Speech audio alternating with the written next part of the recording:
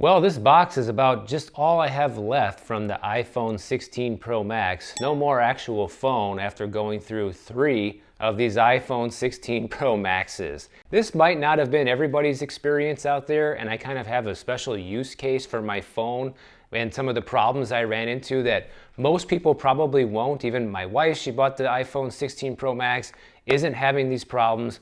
But I wanted to give you guys an inside look at the issues that I'm facing because I've been through 3 of these phones, and this looks like it might be the first year since the 12 Pro Max that I just will not upgrade to the new phone because it's just not doing the job. It's not working properly. I'm having stupid problems with it that just should not exist at this level of development with an Apple product. Just like I said in the last video, same problem still persists, okay? I'm having the issue where the phone just completely shuts off as I'm recording. Completely random. Sometimes it will happen like a minute, 2 minutes in. Other times it will take 10 to 15 minutes and the phone will just completely stop recording.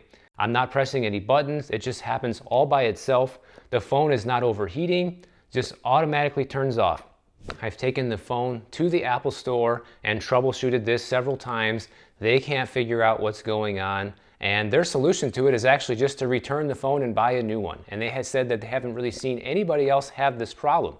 However, if you look at the iOS 18.0.1 update, it says right here that the camera may freeze when recording macro mode video on the ultra-wide camera in 4K with HDR turned off on iPhone 16 Pro models. So that is not the exact same issue that I'm having, but it is pretty close. The camera doesn't freeze, it stops recording, and I am using the ultra-wide camera in 4K with no HDR. The only thing is I'm not using the macro mode. I'm not getting very up and close and granular on things, but maybe the problem is close enough. But the thing is, I made that update on the phone and it still had the problem. It didn't make it go away. And honestly, to make matters worse, I tried to put it through its paces when I got the 3rd phone, and after it shut off on me the first time, I decided to give it a second chance and try to record another video with it. And that time, it actually didn't shut off, but it did shut off because it was a hot day. It was probably like 95 degrees outside, something like that. Just from the sun beating on the phone, it actually overheated the phone. But guess what? Even though on that same hot day, I used my iPhone 15 Pro Max to record a 30-minute video, it didn't overheat and it didn't shut off. So this is a problem that is specific to the iPhone 16 Pro Max. So if you are somebody that uses this phone mainly for videoing and for using it for phone calls like I do, I don't recommend it. In fact, I don't even know if I'm gonna buy another one. If I do, it'll really just be to kind of document it here on this channel to see how many iPhone 16 Pro Maxes do I really need to buy in order to get one that works properly. Because I've already had 3 and they've all had the same issue. And also I have to say, guys, it's been very disappointing on how unhelpful Apple has been during this whole issue. Like the first time it happened, they just gave me a replacement device, no problem, didn't really give me much grief, gave me a brand new phone.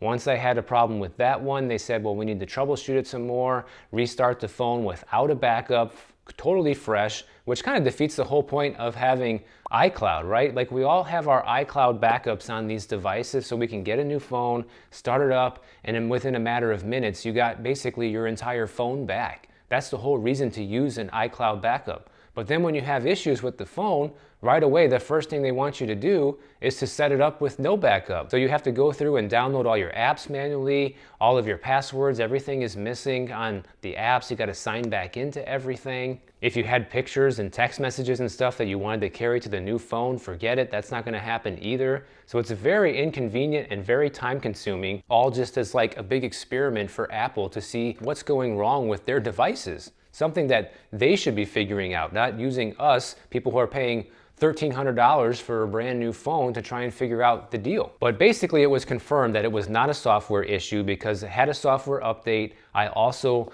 started the 3rd iPhone 16 Pro Max straight from a brand new phone, no backup, nothing like that, and still had these problems that I'm describing in this video. And this happens to you, that's what Apple's gonna tell you to do. But it might work for you, it didn't work for me. And honestly guys, there hasn't been an iPhone Pro Max this bad since the iPhone 12 Pro Max. I also had to get 3 of those back in the day, also for camera issues, not the same camera issue, but camera issues. But at least by the time I got the 3rd device, the 3rd one worked properly.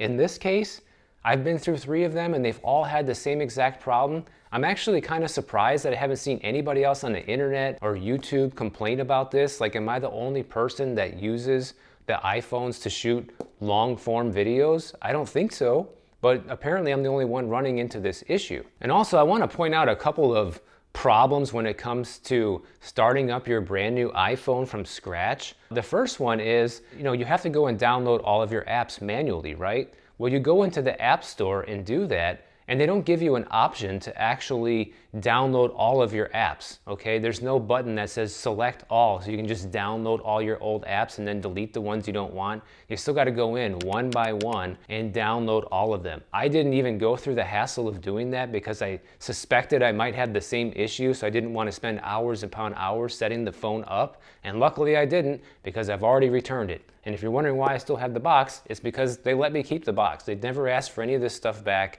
I still have the charging cable in here, all that stuff that it came with here. Just gave them the phone back, but they let me keep all this stuff. Here's another odd thing too. When you set up a brand new iPhone from scratch with no backup and no previous settings, for a phone that can literally now shoot 4K 120 frames per second, the default camera setting now is 1080p 30 frames per second right out of the box, guys. So, which I think is kind of pathetic. At least it should be 4K 30, but that's the default camera setting that Apple gives you when you're setting up a brand new iPhone 16 Pro Max that's capable pretty much of shooting 8K video at this point. They just don't allow it. But you can do 4K 120 and out of the box is 1080p 30. And these are the little things that just bother you as somebody that shoots videos for a living. I'm a little bit worried at this point because I've been using iPhones literally since the iPhone 4 came out. And I have never had issues this extensive with any of my devices up until now. And here's the problem. These phones are getting more expensive and the quality seems to be getting worse at the same time. I don't really care to switch to an Android phone, but if this keeps happening, I may have no choice in the future, because say I skip the iPhone 16 Pro Max and I just don't buy another one, tired of dealing with the BS, don't want to try to get it to work anymore, and then the iPhone 17 Pro Max comes out and I have similar issues. Well, then I'm skipping 2 generations of iPhones. And then eventually you're going to have it where your phone is so old, I'm on the 15 Pro Max now still because of this issue. And then what do?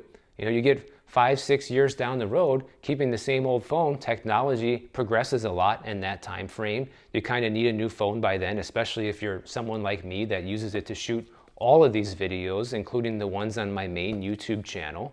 But where does that leave you? Somebody that wants to stick with Apple and wants to continue buying iPhones, but you're in a situation where you kind of can't because they can't even get their act together and make an iPhone that just works perfectly out of the box. Anyways, that's my rant for this. If you guys had the same problem, please put it in the comments below, or if you've had different issues with your brand new iPhone 16 Pros or 16 Pro Max models, let us all know, because people need to know about this stuff, especially when spending this much money on the phone.